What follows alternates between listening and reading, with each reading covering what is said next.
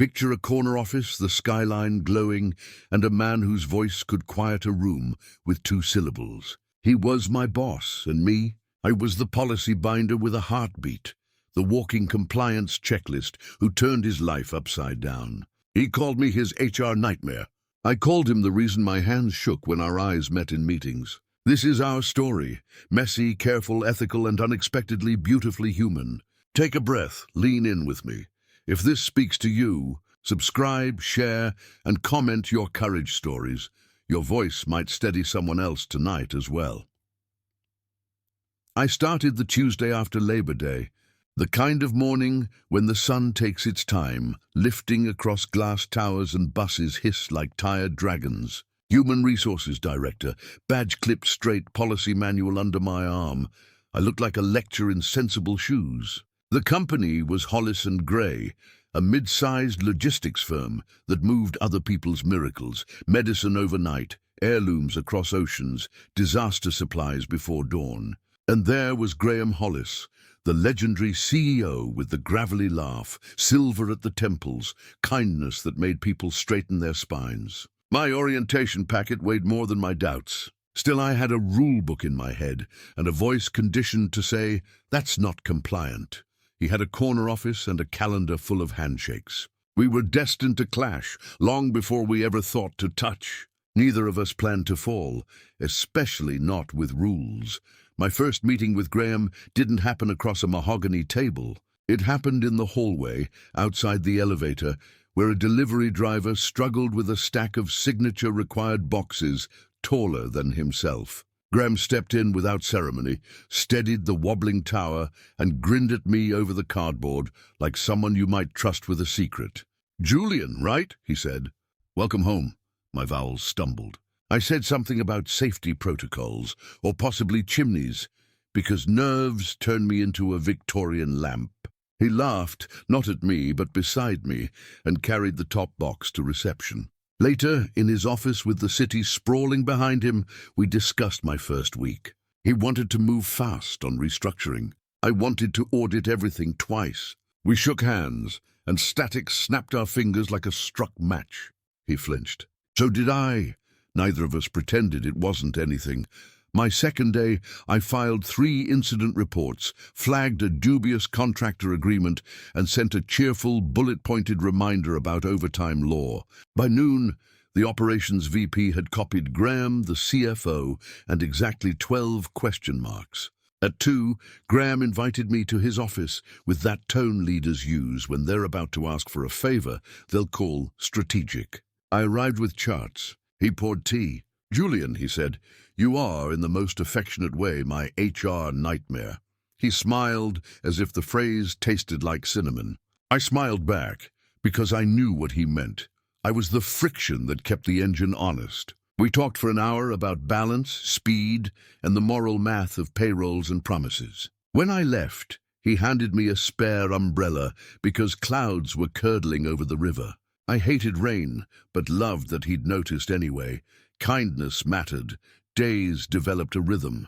At 9, I sent memos with polite firmness. At 11, I walked the floors and listened. At 1, I bribed payroll with cookies. At 4, I briefed Graham on the storms I'd stirred. He never seemed annoyed. Curious, yes. Amused often. Once he pointed to the frame map behind his desk, a tangle of roots and pins. "Every line is a promise," he said. "We can't break them." I told him my job was making sure we don't break ourselves delivering them.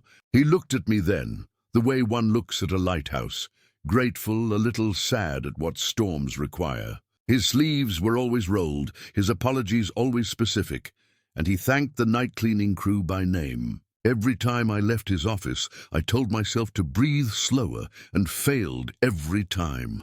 My pulse wrote love letters my mouth refused to send. The first real clash arrived with a termination that wasn't simple. An older warehouse supervisor, 27 years loyal, had quiet lapses that were becoming dangerous. Graham wanted to place him elsewhere with dignity.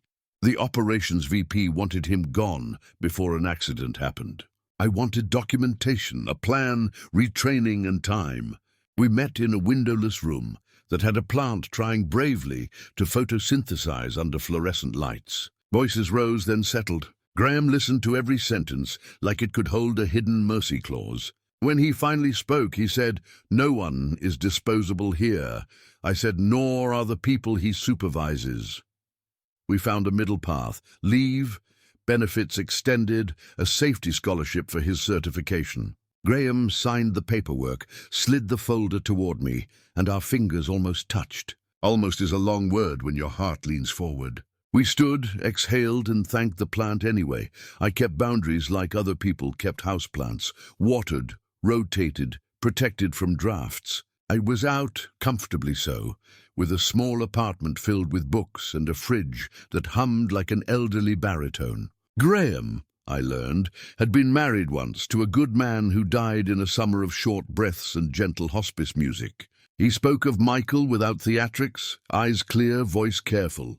The office knew, respected, rallied in casseroles and calendar adjustments. My affection for Graham grew complicated by respect, and complicated respect is how adults know they're in trouble. I talked to my mirror about conflict of interest.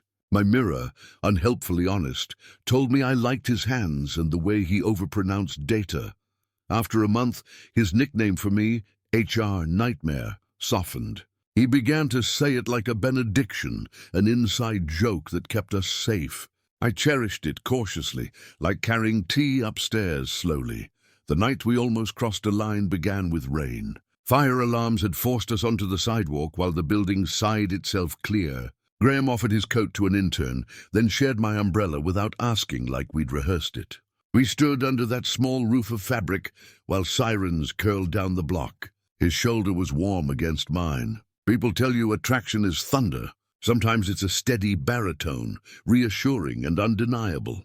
He looked at me and said, "You okay?" I nodded. He said, "Let's get coffee." We walked to a diner that believed in pie and plain kindness. We talked about baseball and books like we were auditioning for Normal. When the all clear finally came, he walked me home, stopped on the stoop, and pressed his palm to his chest as if containing something. I wanted to ask, but I'd promised myself restraint for good reasons. The next morning, I did what my profession demands. I sent Graham an email requesting a confidential meeting about personal boundaries and professional safeguards. We closed his office door. I practiced my careful breathing. He sat, hands folded, face open, and listened as I told him that I was drawn to him and that such feelings unaddressed could harm the company, the people, and us. I said I would recuse myself from any decisions affecting him if we agreed to remain colleagues only. He nodded slowly. If, he said gently, we didn't remain colleagues only. I swallowed. Policies bloomed in my head like stern flowers. We agreed on honesty. We informed legal, we established protocols. And we agreed not yet. When I left, he stood and didn't reach for me. That delicate restraint felt like a winter sun, honest and careful. I walked slowly, counting breaths, letting integrity outshine longing today. For weeks we orbited one another like disciplined satellites. He stopped calling me into late meetings alone. I stopped lingering in doorways. We copied a third person on messages that might sound like personal shorthand. It wasn't cold. It was careful. And yet the strangest thing happened when you strip a thing of easy reach. Other truths step forward. I learned he kept a notebook of anonymous compliments he'd overheard about staff, a quiet archive of gratitude.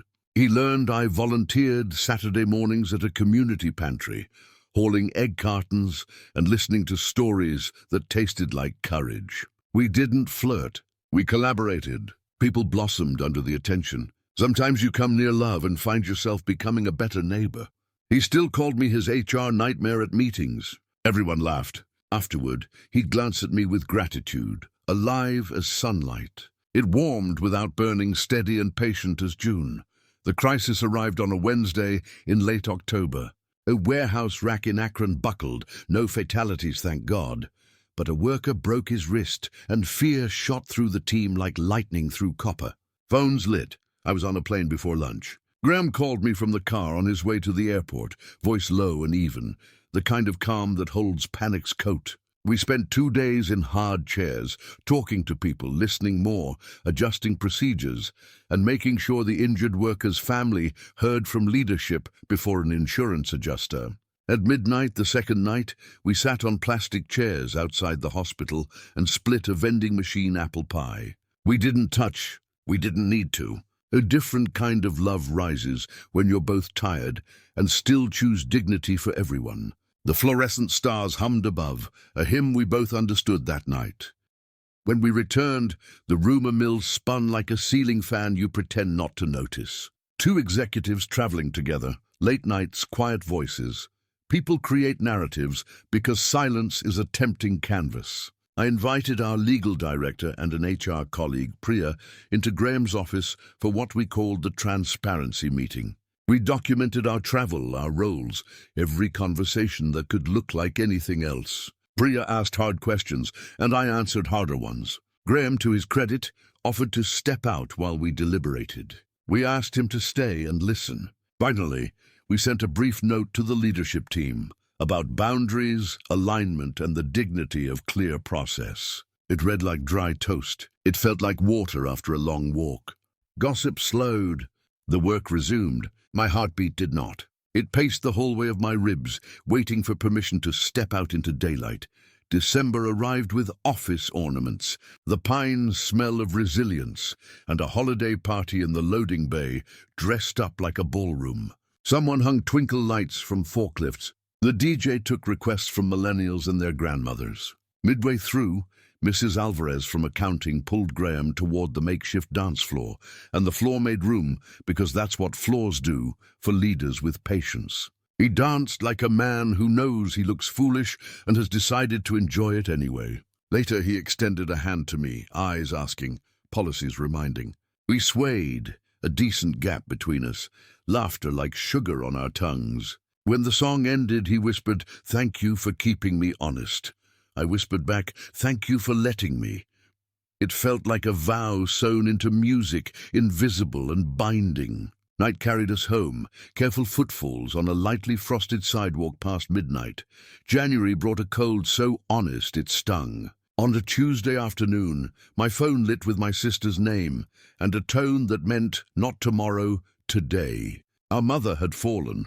Nothing catastrophic, but serious enough that sentences arrived in half-formed worry. I told my team, grabbed my coat, and nearly collided with Graham in the hallway. He took one look and said, "Go, family." He didn't ask for details. He asked which flight. At the gate, he texted me a photo of the office plant, watered and ridiculous with gratitude. In a hotel room near my mother's room, I exhaled for the first time all day. Graham didn't call. He sent practical messages, the number for employee caregiver resources, assurances about coverage, a note that the Akron worker had healed well. Care without possession is its own love language. It translated perfectly through miles, steady as bedside machines humming. When I returned, winter sunlight found its angle on glass, and the city remembered how to sparkle. Graham asked me to co-present a board update on workforce well-being. "You've built more than policies," he said. "You've built trust." I spent a weekend with slides, stories, and the humble pride of telling the truth plainly. In the boardroom, Graham introduced me not as a people person, but as our conscience with spreadsheets. He ceded time, listened openly, and let silence do its work after hard statistics. When the meeting ended, a board member clasped my hand and said, "I see why he listens to you." In the elevator, Graham's reflection met mine in the mirrored doors. He didn't touch me. He looked like a man who had decided anything worth having waits until it can be kept. I breathed, smiled, and believed patience could be a shelter strong enough for us. Spring insisted itself with crocuses sneaking through stubborn soil. I drafted a policy nobody had asked for, a formal framework for managing relationships across reporting lines. Legal reviewed it with respectful pessimism. Graham read it with intent, penciling in questions where others might add excuses. One afternoon, he closed my office door and said, "I want to be your partner, Julian. I also want to be a good leader. Those must not contradict." We met with the board's governance committee. I propose stepping away from my role, not as punishment, but because integrity should be more than sturdy intentions. They offered me a newly created position, head of community partnerships, separate from Graham's direct chain. A pay adjustment came with a clause about transparency and recusal. We disclosed internally, not with confetti, but with care. People asked respectful questions. Policies held, so did we. Our relief tasted calm. Like tea after storms, we waited the agreed 45 days, a buffer that felt both arbitrary and necessary, then finally said yes to dinner. Not a hidden place, a neighborhood restaurant where the waiter called regulars by name and the fries tasted like tradition. Graham arrived in a navy sweater, eyes bright and a little terrified, which matched my own reflection in the bathroom mirror minutes before. We talked without calculation, about mothers and mistakes, the books that carried us through, the morning routines that keep us from unraveling. When he reached for my hand, he did it slowly, palms up, asking without words. I placed mine there, careful and whole. The world didn't tilt, it steadied. After dessert, we walked along the river, and he told me he'd kept every note I'd ever written him. He said they reminded him courage was ordinary, practiced, and possible on slow Tuesdays and on wild Fridays alike. We became a quiet thing first, dinners at our places, Sunday market runs where he inspected peaches like jewels, and evenings where I read on his couch while he fell asleep mid-documentary. His friends treated me like a long-anticipated punctuation mark. My friends teased me gently for the way I said his name, like a prayer you trust. We walked in the park, waved at dogs who seemed to approve, and found a bench with a view of a fountain that pretended to be a waterfall. We'd laughed a lot, the kind you do when the air is safe. He told me stories about Michael with gratitude, not ghosts, and I listened, honored to share space with a past that helped build his kindness. He still called me his HR nightmare sometimes, now with a grin that meant I was home. Every nickname can soften into sanctuary when spoken tenderly enough. We knew the true test would be not our affection, but our accountability. We scheduled a company-wide meeting to discuss the new relationship policy, the restructuring, and our commitment to the same fairness we owed everyone. Graham spoke first, clear and humble, the way he always did when lives were in the sentence. I spoke next, outlining checks, balances, and the channels for reporting concerns, including about us. A few raised eyebrows attended. A few arms crossed. Most heads nodded. Afterward, a warehouse lead approached me and said, "If you hold yourselves to the rules you make, we'll follow." We said thank you, and we did. We handed decisions to committees we weren't on. We accepted inconvenience. We brought in an outside auditor. Trust is a verb, not a press release. It grows quietly in hallways, where promises meet everyday behavior, and people exhale slowly, believing tomorrow might feel safe. By summer, even the trees on our street looked relieved.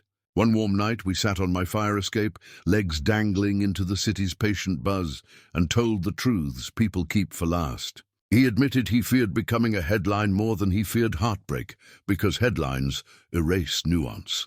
I admitted I sometimes hid behind policy because it was easier than risking myself. He showed me a scar on his wrist from a youthful kitchen accident, and how the skin still remembered heat. I told him about the first time I said "I am gay" aloud, how the room seemed to hold still, like a blessing. We kissed there, up among laundry lines and antennas, slow and grateful. The city said nothing. The stars were their usual unimaginative selves. We didn't need permission from either. We only needed courage, and we had finally practiced enough to trust our timing. In September, a quiet pain in Graham's knee refused to leave. We joked about grand gestures and unglamorous ligaments, but the doctors eventually said the practical word, surgery. The morning of, I sat in a waiting room with wallpaper pretending to be nature, clutching a reusable coffee cup like it could pray. The nurse updated me with professional kindness. The surgery went well. Recovery would be slow. For weeks, I helped him navigate socks and stairs, learned the choreography of ice packs, and rejoiced the first time he stood without a grimace. He fretted about work. I reminded him people deserve leaders who model healing. We watched old musicals and cooked soups that forgave imprecision. Sometimes love is grand. Often it is repetition done tenderly, medication at 6, the good pillow at 10, the joke that lands when pain loosens. We learned patience is flavor, mild, nourishing, and quietly heroic together daily. By winter, he was walking without the cane, and the office had found its new steps too. We won a regional award for ethical practices, not the kind with confetti, the kind with awkward podiums and heartfelt applause in a hotel ballroom that smelled faintly of lemons. The citation mentioned our transparency framework and the way we handled conflicts of interest. Graham accepted the plaque and then waved me onto the stage. He said, "In a world that moves fast, Julian slows us down where it matters." I said, "Graham speeds us up where kindness shouldn't be an excuse for indecision." People laughed, in the good way. Afterward, in a quiet corner near a potted fern, he pressed his forehead to mine and whispered, "We did this right." I said, "We did this together." Then we went back to work. Because love changed us, and also paid the light bill too. The proposal, when it came, arrived in a 3-ring binder. He handed it to me at home on a Sunday, grinning like he knew he'd never live it down. On the spine, Revised Employee Relations Manual. Inside, between sections on grievance procedures and respectful communication, nestled a velvet box, like a mischievous footnote. He'd printed a chapter called Compensation and Benefits, and in the margins wrote, "Benefit waking beside you." Compensation, every story we haven't told yet. My laugh turned to an ache that felt like joy, trying to be brave. He knelt not to impress me, but because the moment asked for humility. He said, "Julian, you were my HR nightmare. You became my favorite policy. Do better, be kind, build a future. Will you marry me?" I nodded yes, tears as fluent as any language. We laughed, we cried, and then we ordered takeout and called our families. We married in late spring, in a garden behind a library where roses never apologized for blooming. Our families stood with our colleagues, a mingling of love stories and spreadsheets. Bria officiated, calm and funny, weaving in policy, poetry, and the practical magic of two people choosing every day. Graham vowed to be my partner in courage. I vowed to be his partner in care. He said, smiling at our laughing staff, he was my boss. I was his HR nightmare. Now he's my husband, and we are each other's good problem. We ate lemon cake and danced in shoes we should have broken in first. Later we sat on the curb outside, jackets off, holding hands, peace like a blanket around our shoulders. The future felt like a room with open windows. And we knew schedules and storms would come, but commitment stays like a lighthouse lit every patient night. Life after the vows wasn't a fairy tale. It was better. It was grocery lists in his tidy handwriting, a calendar shared and updated generously, and a home that smelled like coffee by 6. We bought a second-hand dining table that had hosted other lives and invited friends to place their elbows and stories on it. We adopted an older dog, Max, who snored with endearing conviction and taught us to plan joy around long walks. At work, Graham began mentoring successor candidates, teaching them to love promises more than applause. I expanded partnerships with schools, hiring interns who reminded us how fierce beginnings can be. Some days were ordinary as toast. Some were difficult as taxes. We practiced kindness anyway. We learned "I'm sorry" fast and "I love you" slow, leaving room for the words to mean it. Max approved, thumping agreement like a tiny metronome of contentment most nights. 2 years in, a headline did arrive. Not ours. A competitor's scandal splashed across screens, a tangle of power, secrecy, and broken trust. Our employees looked to us with the question nobody voiced. Could that happen here? Graham called a town hall within hours. We spoke plainly about checks and balances, about the times our processes had slowed us to save us. We invited anonymous questions and answered them publicly. We shared the auditor's most recent report. We told a truth sometimes uncomfortable for entrepreneurs. No one is the exception to the rules. Afterward, an old-school truck driver named Sam shook Graham's hand and said, "I never thought suits could be straight with us. You two proved me wrong." We smiled, grateful for the accidental pun and the hard-earned faith behind it. Trust didn't cheer. It nodded, put on gloves, and went back to loading trucks and returning phone calls calmly.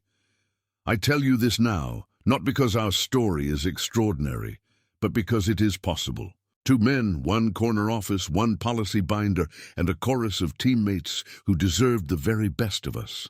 That was the equation. We added honesty and subtracted hurry. We multiplied trust by repetition and divided responsibility until it fit human hands. He still calls me his HR nightmare sometimes, usually when I am right.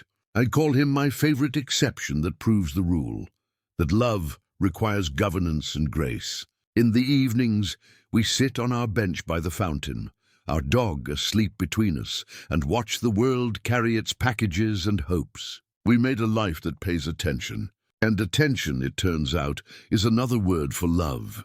He was my boss. I was his HR nightmare. Now we are simply each other's ever after, ordinary, ethical, and true, together.